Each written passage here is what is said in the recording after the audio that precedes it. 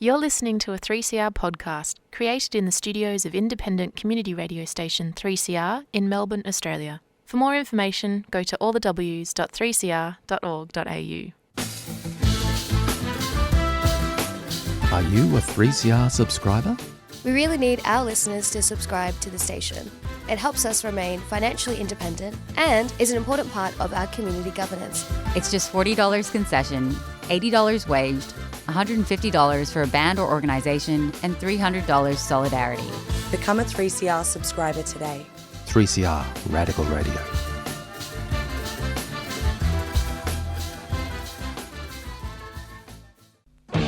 Evil minds that plot destruction, sorcerer of death's construction, in the fields of bodies burning, as the war machine keeps turning, death and hatred to mankind, poisoning their brainwashed mind. Welcome to the Anarchist World This Week, broadcast across Australia on the National Community Radio Satellite. Listen to the Anarchist World This Week, Australia's sacred cow slaughterhouse. Listen to analysis of local, national, international events. Listen to analysis you'll never hear anywhere else.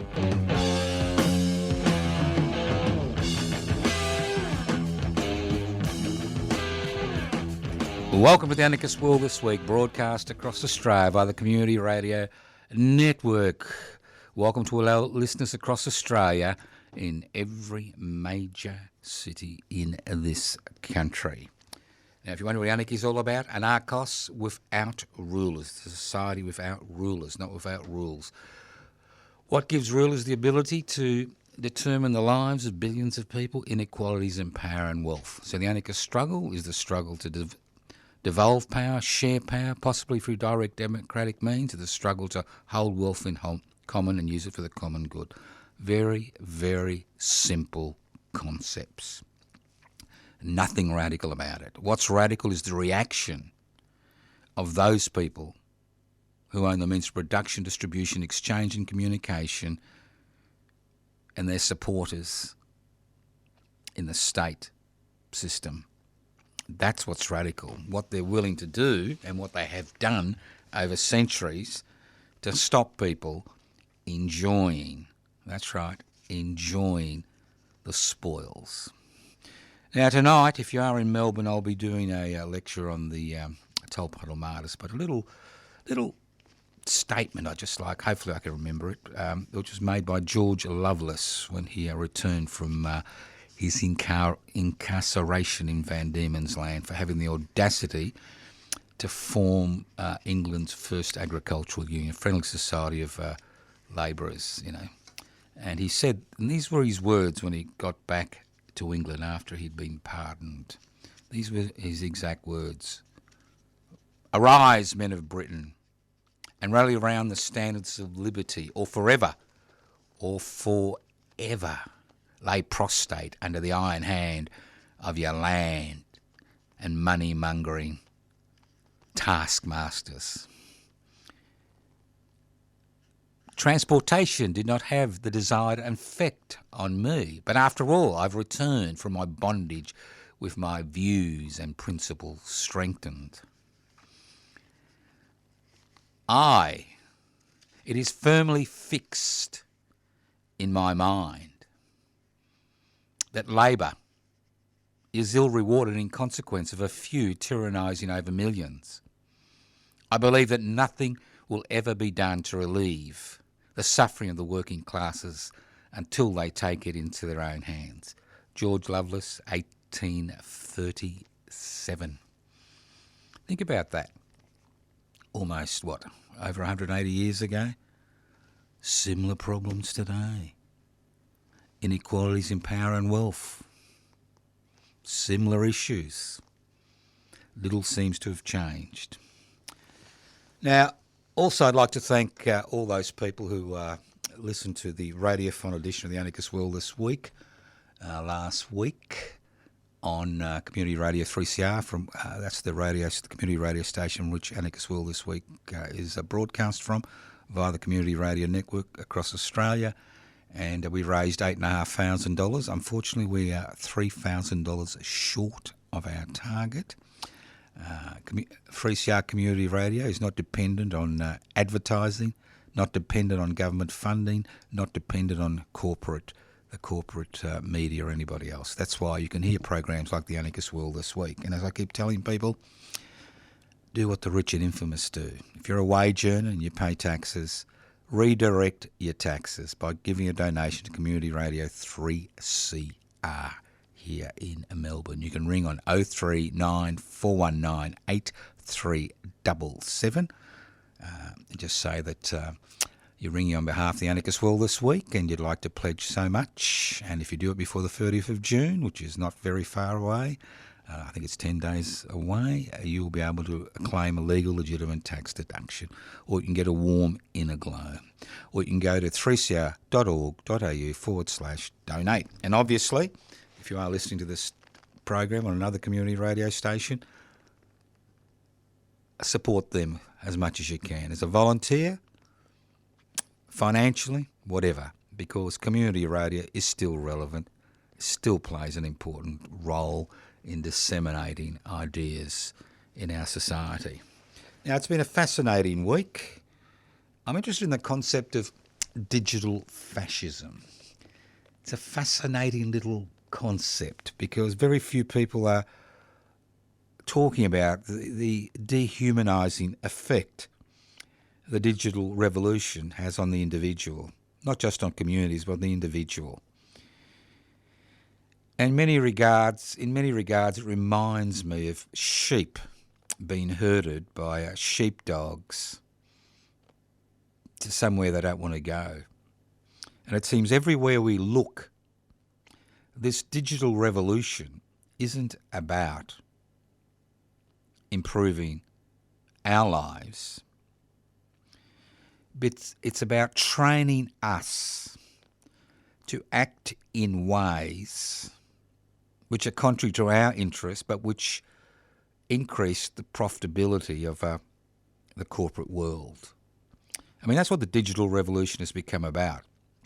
We've even got the ridiculous situation where there are algorithms which push people into viewing material which promotes extraordinarily exploitive type of developments within the population, and we see this around the world.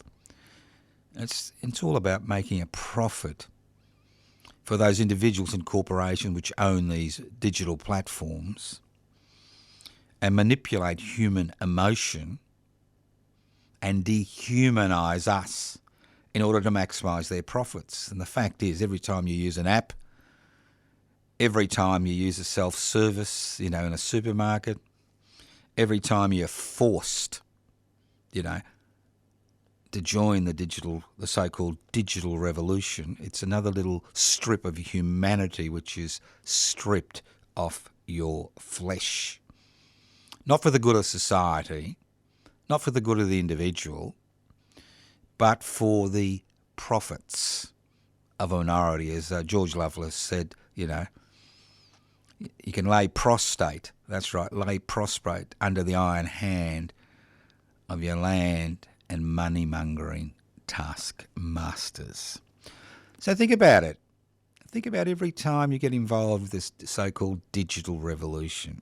Think about whether it actually assists you, not just in terms of convenience, but in terms of removing your autonomy, in terms of dehumanising you, in terms of pushing you into situations where you would not like to be. So digital fascism is a real issue. And it will continue to be a real issue while virtual platforms are owned by individuals or corporations or shareholders whose major responsibility is to increase profitability at the expense of the community, at the expense of our own human conditioning. You listen to the Anarchist World This Week, broadcast across Australia via the Community Radio Network. My name's Joseph Toscano. And if you want to get, further information, a number of websites, YouTube channels, I suggest Public Interest Before Corporate Interest or josephtoscano.no, Facebook pages, web pages, anarchistmedia.org, Public Interest Before Corporate Interests, public housing, everybody's business, just goes on and on and on and on. But the reality is you can be the best, the greatest, the most, inane digital warrior in the universe, but unless you put your feet on the ground and work with other people and take action to change things, very little changes.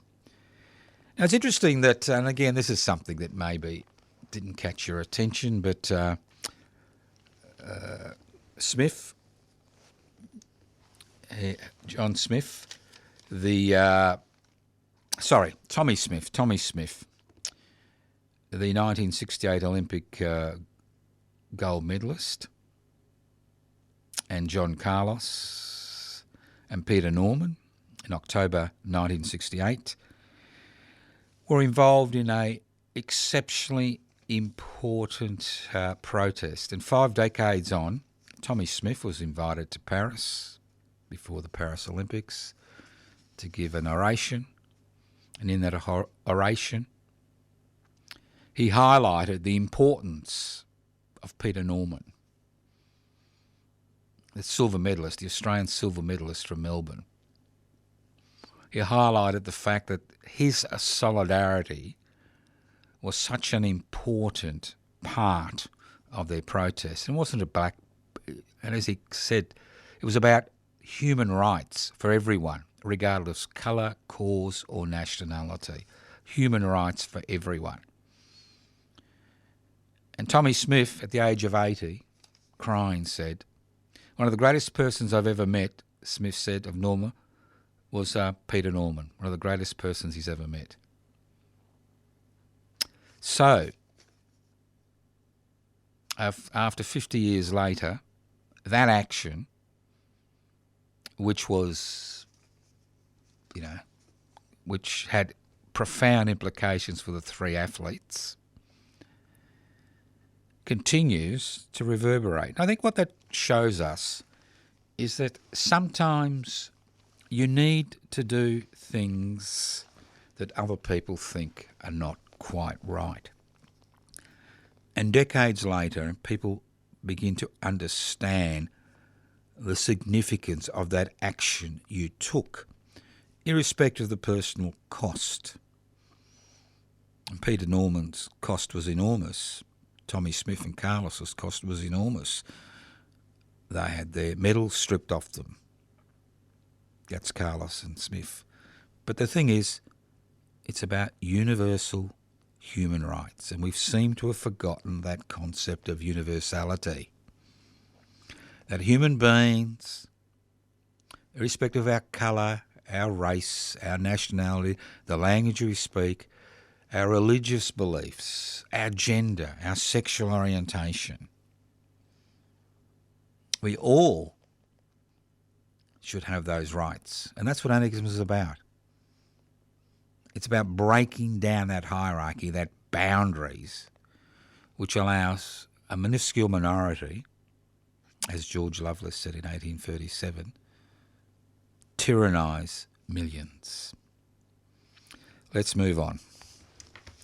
Have you noticed something interesting? I've noticed that the stock market, not that I've got any shares, but I've noticed that the stock market seems to be forever climbing, and that shareholder profits continue to increase. And I know you're all excited because you've all got superannuation. The younger people out there, you've got superannuation, and you think you're going to, have a great retirement. Actually, I mean, it's all about superannuation. It's all about you paying for your own old age. Could you imagine that? Paying for your own old age. But that's what it's about. It's about the privatisation of old age. It's about putting your future in your hands and the state washing its responsibility to the individual to provide the basic necessities, whether the people are young or old. It's about washing their hands of that responsibility. But the fact is that over the last 2 or 3 years, a lot of people are beginning to understand what this is all about. Because it's been the people who generate those profits, the workers in industry, and the customers, who pay for the goods and services, who are bearing the cost of the current so-called financial downturn as interest rates soar. And the fact is that shareholder profits have continued to escalate. And the wealth of the richest 1% has doubled over the last decade. While we have constant stories about homelessness, about people not having food security, about the social dislocations which occur when people don't have enough to cover their expenses, of the growing group of workers, the working poor who at the end of the week don't actually have enough money because of, mortgages and rents and other costs, fees and charges, both at the state level and in the private sector.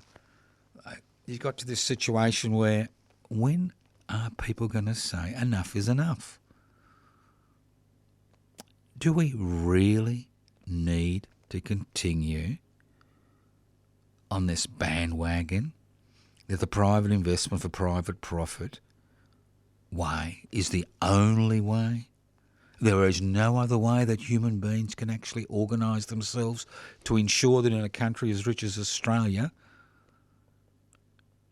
the land of milk and honey, that the honey isn't rancid and the milk hasn't curdled, because a greedy few are taking everything, while the rest of us beg and beseech for the crumbs which are swept off the corporate table. Think about it. Why do we find ourselves in this situation? I mean, we now have an opposition which is talking about bankrolling a nuclear industry. We have a government which is throwing money left, right and centre to the corporate sector. It's just an extraordinary situation we find ourselves in 2024. And as George Lovelace said in 1837, it is indelibly fixed in my mind that labour is ill-rewarded in consequence of a few tyrannising over millions. And once again, irrespective of all the social gains which were made through struggle in the late 19th century and the first half of the 20th century, we're seeing all that lost. And what do we do about it? Well, we say, let's borrow some more money. Let's do a bit more afterpay. Let's do that. Let's do this. Let's not rock the boat. The trouble is, you can rock the boat and actually get what you want, or you can starve to death. And I'm talking about metaphorically starving to death in terms of culture, in terms of ideas. And that's what we have. One idea, private investment for private profit, our mantra, our God, our Jehovah, whatever. Listen to the Anarchist World This Week, broadcast across Australia by the Community Radio Network. My name's Joseph Toscano. Now, there are some fascinating terms, rules-based order, all right? We hear the Foreign Minister talk about the rules-based order. We hear about the Prime Minister talk about the rules-based order. We hear about the opposition leader talk about the rules-based order. We hear about the President of the United States talking about the rules-based order, right? So what's this rules-based order? What's it all about? Well, it's about ensuring that those who exercise power continue to exercise power, and those who accumulate wealth continue to accumulate wealth. And the hypocrisy regarding this so-called rules-based order is highlighted in the way what is happening in the Ukraine, we're told, is against the rules-based order, the international rules-based order, on a daily basis. And obviously what's happening in Ukraine is atrocious. But as far as Ukraine is concerned, the rules-based order is the name of the game. But in Gaza, nobody talks about the rule-based order. Nobody talks about the fact that the same rule, if we have a rule-based order, it should apply equally around the world. And the atrocities which are being committed in Gaza somehow are not passed, don't pass muster as far as a rules-based order is concerned. Well, what's happening in the Ukraine is against the rule-based order, but not what happens in Gaza. Just an extraordinary situation. The hypocrisy is just extraordinary because the atrocities continue. The carnage continues. But interestingly, there is a whiff of mutiny in the Israeli Defence Forces. Faced with the ongoing conflict in Gaza, which will have no political solution unless there is a permanent ceasefire, and faced with an escalating military situation on its northern border with Hezbollah in Lebanon, and faced with the increasing number of Israeli military that are dying in this conflict, and faced with no exit plan whatsoever, and faced with the Israeli Defence Forces becoming little more than an atrocity-making machine, senior members of the Israeli Defence Forces are now beginning to arc up against the current government. Now that the war cabinet has been dissolved. And we saw this 24 hours ago. I mean, although the Prime Minister, Netanyahu, didn't want a ceasefire and one road to allow aid to reach starving, that's right, starving men, women and children in northern Gaza, the Israeli military forces, their leadership, ignored the Prime Minister. So there is a whiff of mutiny. Not only are there protests in Israel itself, an increasing number of protests, but when a government no longer has complete control over its military arm, and the military arm is not willing to obey the commands of the government of the day, well, that government is about to dissolve. Because there is that whiff of mutiny we've never seen before in the Israeli Defence Force. It was obviously ordinary soldiers, not all of them, but many of the ordinary soldiers, because many of them are conscripts, are beginning to understand the significance of what they are being asked to do by a government which has completely forgotten that a human being is a human being. How many more women do we need to see carrying dead babies screaming, "What has this baby done to you?" How many more atrocities do we need to see before the soldiers involved begin to say enough is enough? So there is that whiff of mutiny. Because remember, Israel ultimately depends on United States support. And if push comes to shove in northern Israel, and there's an all-out conflict there with Hezbollah, would Biden actually send troops into Israel? I doubt it. With an election in 4 to 5 months' time. So let's see what happens. So it's good to see that there are, despite the carnage, despite the increase in deaths, despite the atrocities which are occurring, despite mass starvation, despite all that, we now have come to a stage where the people who are ordered to carry out those activities are beginning to have second thoughts. And that's always an important moment in any war, when the people who are asked to carry out and make the supreme sacrifice to carry out government decisions, whether it's a dictatorship or a parliamentary democracy, balk at what they've been asked to do. Let's move on. Now, it's interesting, a lot of people say, what's the difference between an anarchist and a libertarian? Well, it's very simple.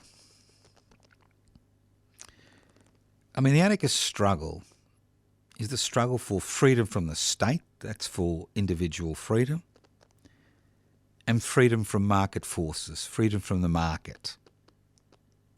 I mean, the market is nothing more than the private investment for private profit crew on steroids. That's what the market is.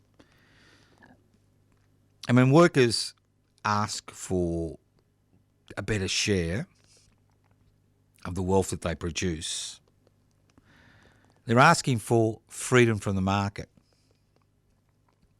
And the history of the last 150, 200 years has been that history of people demanding the state, which ultimately is a form of control, protects them from markets, from the market, this overwhelming beast, the market.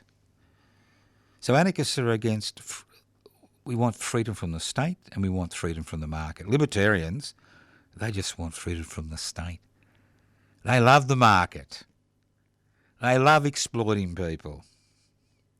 They love making a buck. It's a very simple difference. The state and the market, or the state and the market. Liberals, they want more freedom. And I'm talking about liberals, not our Liberal Party, obviously. They're conservatives. A little bit more freedom from the state. So the only people who actually agitate and fight for and organise for freedom from the state and the market are basically anarchists, because of our central tenet, that it's about inequalities in power and wealth. All right, so just a simple, little thing. Now, are you getting a little bit distressed? Yes, distressed. I know it's a horrible word. I'm a little bit distressed by the Australian media. And nothing highlights this more than the kerfuffle which occurred when a reporter for the Sky News, that great libertarian Sky News, freedom from the market, freedom for the market. Sky News, one of their reporters who'd been a political prisoner in China, the Chinese, kind of embassy overstepped the mark, became huge issue. Sky News. What a brilliant piece of theatre. What a brilliant piece of theatre by Sky News. I mean, the Murdoch media will do anything for a buck. Has to do all those virtual platforms, promoting misogyny. Anything for a buck. Anything for a buck. And I've found the current blacklisting of anybody from the Australian Broadcasting Corporation who has a pro-Palestinian viewpoint very, very confronting. Because you may not have noticed, but you'll find that anybody of any support for the Palestinian cause has now been basically blacklisted from the Australian Broadcasting Corporation, not in terms of getting a little grab here and a grab there, but in terms of the terminology that is used, in terms of the people that are interviewed, in terms of their so-called balancing act, in terms of the way things are reported. Now, I'd expect that from the commercial media. I expect that from the commercial media. But do we really expect the same from the Australian Broadcasting Corporation? It's as if what's happening in Gaza doesn't matter. It's as if certain atrocities are acceptable and other atrocities aren't acceptable. And this is why I keep saying to people, that's why community radio is so important, especially programs like The Anarchist World This Week, which comes to you from the studios of 3CR in Melbourne, which are broadcast across Australia by the Community Radio Network. That's why it's so important, because we're not going to be silenced because there's some type of editorial policies that says that, you can't speak about that or you can't speak about this, or some type of editorial policy, because there's volunteers, and I'm a volunteer. I don't give a shit, because I don't rely on a wage to do The Anarchist World This Week. I don't rely on being paid. I'm a volunteer. I've been doing this for almost 48 years now, 47 years. I just lied then. Fact checking. But, but when you have the same analysis coming from all segments of the media to support current tactics in terms of China, in terms of Ukraine, in terms of Gaza, and the list goes on, you begin to wonder where that word independent media comes from. Because obviously in the corporate-owned media, it's about making a buck. Now, as I keep telling you, Murdoch's, flagmast in Masthead, the Australian, has never made a profit. Now, Murdoch understands that, and his descendants, the fruits of his loins understand that. It's not about making a profit, it's about influencing people. And it's the same with all the major newspapers in this country. And you wonder why in Queensland there is such a conservative and in many regards reactionary views are so dominant. The fact is Queensland has been a one newspaper state for over 6 decades. The Murdoch media is the major, newspaper. And if you think newspapers are irrelevant, legacy media are irrelevant, and it's all, on the World Wide Web, think again. Because what the legacy media has, the power it has, it's the power to set the political, cultural, social agenda for the day. And that's why if you're a channel flicker or an internet surfer, you will notice the same issues are discussed in the same way. And that's a dilemma. There are no There are no views that are different. Currently, China is the bogeyman. It reminds me of the 60s. The yellow peril? Remember the big picture they used to draw of China and the arrow down to Vietnam? And we had to fight the yellow peril in Vietnam. And over 500 Australians were killed in Vietnam. And the legacy of those that returned, the painful legacy as far as their families and friends are concerned, continues. And who is one of our main allies now? The Vietnamese Communist Party. Extraordinary, isn't it? And when it comes to words like freedom, independence, democracy, these are words that have lost any meaning. Democracy.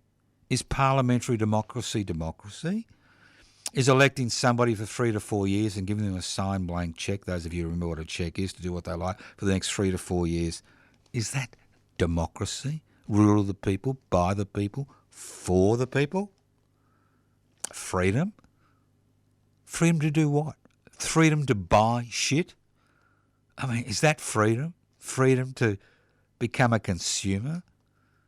To consume products which are not necessary, not based on the satisfaction of human needs, but manufactured products which are manufactured in order to ultimately increase profits, as George Lovelace said. It is indelibly fixed in my mind that labour is all rewarded in consequence of a few tyrannising over millions. What has changed? Independence? Are we an independent sovereign nation state when every move we make is tied to United States foreign policy and their particular agenda to continue to dominate the world? And when we talk about the Chinese government of the day, irrespective of all its shortcomings, the fact is that we are in this part of the world. And accommodation sometimes is necessary in order for survival. So when you hear words like freedom, independence, democracy, think again. I mean, one of the most obscene example in my mind is the sacrifice that was made in World War I by Australian soldiers, men and women. Women in the nursing corps and men who did the fighting. 62,000 dead, another 60,000 died within a decade of returning. And when we see, Anzac Day, they were fighting for democracy, they were fighting for freedom. They weren't fighting for democracy or freedom, they were fighting for God, King and country. They were fighting for the British Empire. How we change things. For example, the colonisation process, the almost total amnesia till 1992 that, First Nations people had rights to land in this country because of their prior occupation. And the list goes on and on. I noticed that our little friends from the IPA, I call them the Institute of Private Affairs, I can't use the word public with that mob, the Institute of Private Affairs is complaining because the word Aboriginal and Torres Strait Islander is used too much in primary schools, and they're concerned about this and they're concerned about that. Words are nuclear bombs. And we've seen how words have been used in this country, continue to be used to marginalise, ostracise people because of their views. I mean, anybody who's against the private investment of private profit mantra, which is in our DNA as a nation, is somehow an enemy of the state. Anybody who wants to remove legislation which rewards people for investing is somehow some type of satanic figure, some wild-eyed radical who has nothing to contribute to society. No wonder we continue day after day to go through the same rigmarole and see no change at the end of the day. Now, obviously there's been change in terms of the way of perception and some cosmetic changes because of identity politics, but ultimately, as far as power and wealth is concerned, no change. Well, there has been change, but it's been the opposite way. So all those revolutions and reformists that occurred since the French Revolution, and the American Revolution, pushed aside. Everything that was won, lost through privatisation. And the housing crisis is a classical example of the hypocrisy of the day. They talk about social housing, affordable housing, community housing, private housing, but when it comes to public housing, nothing. Nothing. The word somehow has become, evil. The word public, the many, the many, has become synonymous with second rate. And it's become synonymous with second rate because we have allowed, you and me, we have allowed the private sector to dominate the political discussion. So we've come to a situation where a party that calls itself the Labor Party has nothing to do with working people. We've come to the situation where we see political parties forming on the basis of promoting fear in the community, fear based on difference, as if there are different classes of Australians, not based on their economic income, but based on their opinions, the way they look. And that's why I said before at the beginning what Tommy Smith was talking about, the Olympic gold medalist, when he was in Paris 2 weeks ago, I think about a week ago, to present this special oration at the Paris Olympics.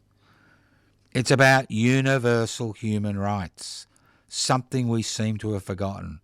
Universality. Not just the right to personal identity, but the right to access the Commonwealth. We do live in the Commonwealth of Australia, do we not? Think about it. As I said at the beginning of the program, this program comes to you from the studios of 3CR in Melbourne, and my name's Joseph Toscano. We've been broadcasting for a number of decades. Now, whether we've made an impact or not is irrelevant. What's relevant is that you do have the opportunity to listen to these views, and you have the opportunity to listen to these views not because I'm broadcasting on the government-gilded ABC or I'm broadcasting in the corporate-owned media, but because I'm broadcasting on community radio. And community radio was created by the Whitlam-led Labor government at the end of 74-75, that's almost, 60 years ago. It was created in order to give ordinary people with different ideas the ability to broadcast, not narrowcast, but broadcast their ideas to the population at large. And that's what we do through the National Community Radio Network, which I'm forever grateful for broadcasting the Anarchist World This Week around this country. Because it's not just about ideas. It's about taking that next step. We can have all the ideas we like, we can have all the warm, fuzzy feelings we like, but ultimately, unless we become involved in activities, in different groups, to promote the concept of a universal, that's right, universal human rights. Not human rights which are restricted to certain groups of people, but universal human rights and universal access to society's wealth.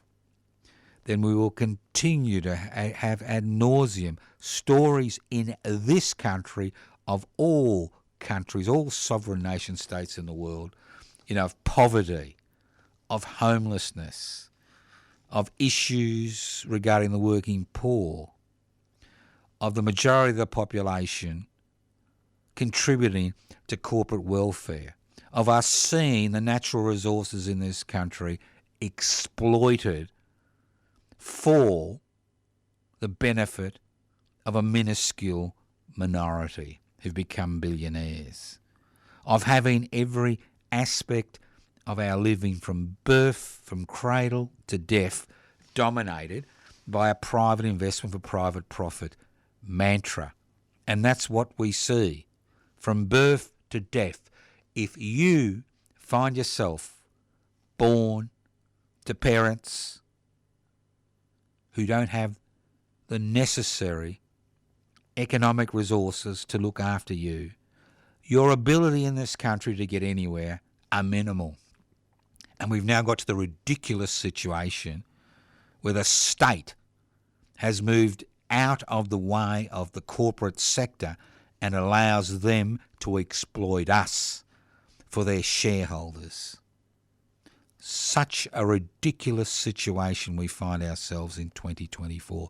If you told me in 1977, when I began this program, that we would be still fighting to ensure that children had enough to eat in this country, that there was enough resources for public education, enough resources for public health, enough resources for other things which are necessary, essential services in this country, that we will be still struggling while a minuscule minority continues to amass fortunes, I would tell you, you're an idiot. Well, I'm the idiot because almost 50 years later, we are fighting the same battles, and most of the political organisation, social organisation, cultural organisations which exist in this country today are about pushing the private investment for private profit mantra. It's become an essential component of our DNA. Now, a little bit of good news. Now, my late wife, Ellen Jose, died in 2017. But in 1992, she had a successful exhibition called Black Diggers, Ghost Fighters, where she raised a number of issues in that particular exhibition. And one of those important issues was the long-term effects that war has, not just on the people involved in the carnage, as we see in Gaza and the Ukraine, the intergenerational effects, as we see, as a result of the frontier wars in this country and other wars.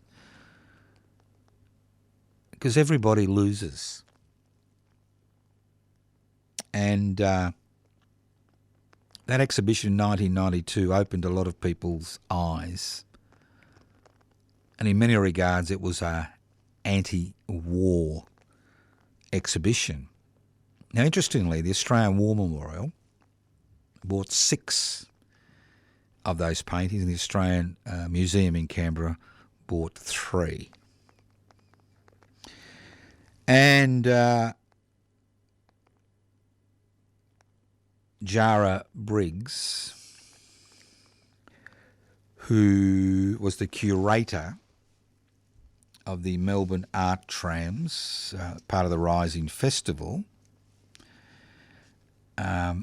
organised for one of Ellen's paintings, anti-war paintings, Longing and Touch, Distance and Time, which actually highlights the significant impact that war has on the children, as well as the wives, has on them. Intergenerational impact, generation after generation. Now, that particular work has now been placed on one of Melbourne's art trams. There were 6 art trams this year. And if you're interested, if you catch trams, tram route 48, which goes to, I think, Baldwin, and tram route 109, which goes to Docklands and goes down Collins Street. Ellen's artwork will be on display on that tram for the next 12 months. So if you get a chance, have a look at it, or go to the Rising webpage and have a look at it. And I think the important thing is, in this period where war, the drums of war are beating, not just in Gaza, not just in the Ukraine, not just in Burma, but drums of war are beating in our brain day after day as we've been conditioned to get ready for, another war. World War III. For what? For what? For what? To maintain a private investment for private profit society, to ensure that those who enjoy the wealth and riches continue to accumulate more wealth and riches, that those who cannot share or are, exploited continue to be exploited. It's just extraordinary. Extraordinary how the drums of war are beating, and how we as a people are lining up, pushing our children and grandchildren in front of us to be sacrificed on the killing fields for mammon. That's right. Pushing, being slowly manipulated. Nuclear submarines, US troops on Australian soil, more and more of them. All these alliances getting ready for the next big flare-up. For what? Not for freedom. Freedom from the market? No. Freedom from the state? No. Not for democracy, rule the people, by the people, for the people. Not for independence, but to ensure that the same system continues ad nauseum, day after day, week after week, month after month, year after year. And somehow we need to pay a blood sacrifice. But today that blood sacrifice is extraordinary. Because if there is miscalculation and there is war, as we see in Gaza and the Ukraine, the major victims will be the civilian population. 90 to 95% of casualties in 21st century warfare is the civilian population. Look at Iraq, over 1 million dead. Look at all these places. It's the civilian population that carries the can for the ambitions of that small section of society that owns the means of production, distribution, exchange and communication, that'll do anything to maintain their power. You've been listening to The Anarchist World This Week, broadcast across Australia via the Community Radio Network. This program is streaming live on 3cr.org.au. It is broadcast across Australia, as I said before, via the Community Radio Network. Few web pages you may be interested in. Defend and extend public housing, everybody's business. You can actually write to me. Yes, I do respond to letters. Post Office Box 20, Parkville 3052. Post Office Box 20, Parkville 3052. You can email me at anarchistage@yahoo.com or public interest before corporate interest. YouTube channels, josephtoscano.nam. If you can actually see the presentations I've made about pivotal moments in Australian history. And if you are in Melbourne town tonight, which I think is the 19th, it is the 19th of June, you can always join me at the Footscray Hotel. That's at 48 Hopkins Street in Footscray, 6:30pm for a 7pm start. I'll be talking about the significance of the Tolpuddle martyrs. And don't forget, this program is broadcast from a community radio station. As I said before, we are $3,000 short of our target here on the Anarchist World this week. We've raised $8,500. We're nearly there. So you can always ring on 9419-8377, make a contribution, keep the Anarchist World this week part of your listening program every week. You can always donate by going to 3cr.org.au/donate. And don't forget to support your local community radio station if you're listening to this program, courtesy of the Community Radio Network. Give them a ring. Maybe you got nothing to do. Maybe they need some volunteers. Give them a ring. Maybe they need a financial contribution. Community radio broadcasting, not narrowcasting, is pivotal in the struggle to change this society. Listen to the Anarchist World this week, next week. Evil minds that plot destruction, sorcerer of death's construction. An analysis you'll never hear anywhere else. Anarchist World this week. Australia's sacred cow slaughterhouse. 10 a.m. every Wednesday. Listen to the Anarchist World this week for an up-to-date analysis of local, national and international events.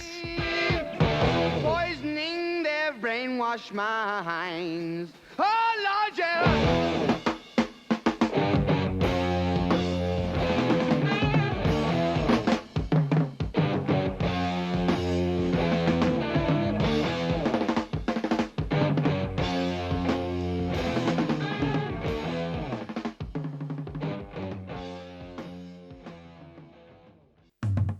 Public transport's great. What's not great is that unless you've got a radio with you, you can't listen to 3CR when you're on it. Until now. The Community Radio Plus app lets you listen to us wherever you are. Get on board and search Community Radio Plus wherever you get your apps. Time's on my mind when I had you by my side. Am I thinking loud? Do I want you around? You've been listening to a 3CR podcast produced in the studios of independent community radio station 3CR in Melbourne, Australia. For more information, go to allthews.3cr.org.au.